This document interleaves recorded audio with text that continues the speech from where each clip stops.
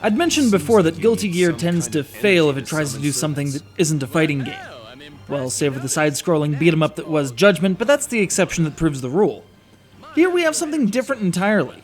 Guilty Gear 2 didn't just go off the rails, it built an entirely new track, several miles away from the established expectation. If you can control the ghost, then you'll gradually gain money. So, in other words, if Note that this isn't Guilty Gear X anything, no sharp reload, no accent core. This is the true Guilty Gear 2, meant as a direct successor to the original PlayStation Guilty Gear. As such, the events of this game, and there are plenty of events, don't you worry, take place between that founding title and Guilty Gear X. Following me?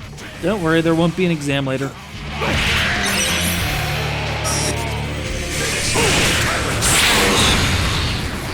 Take everything you know about the franchise in terms of mechanics and throw them out the window. This has nothing to do with the established tradition. This isn't even a fighting game. It's something much more obscene. A real-time strategy melee combat thing. Basically imagine it as the bastard offspring of Dynasty-Warriors and Final Fantasy XII Revenant Wings.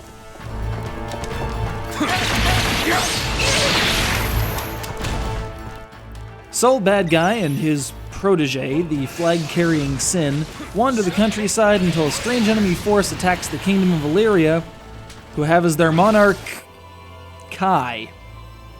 The road to the castle town is difficult though, and our pair soon find themselves being shadowed and assisted by a strangely dressed fox guy deity thing with a knack for anachronism and strange tuning. I'm not going to get any deeper into the story because unless you're familiar with every other piece of the Guilty Gear mythos and how to tune a guitar, you're going to miss everything.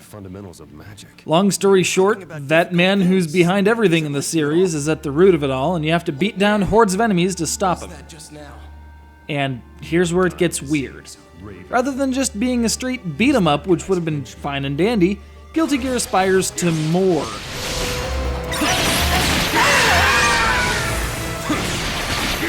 On the larger scale, it's a game of resource management, with ghost points providing the fodder with which to create servants and deploy them into the battlefield.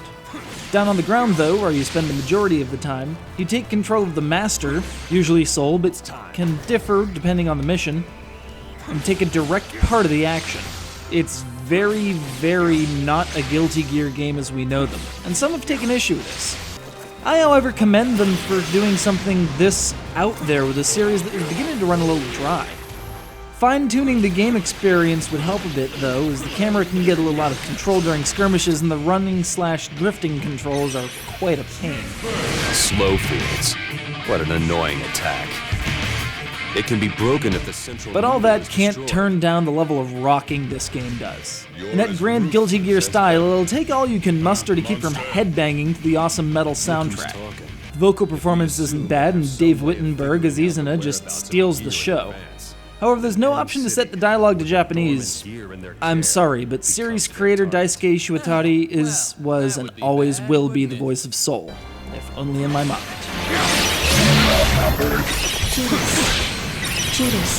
Guilty Gear 2 is about as different as you can get from its heritage, which I commend. Now that BlazBlue has taken the mantle of the fighting game Ark is working on, hopefully we'll get to see those unorthodox but entertaining mechanics refined. Or in lieu of that, I'd settle for Guilty Gear vs. BlazBlue. Enemy master detected. Let the master go sleep.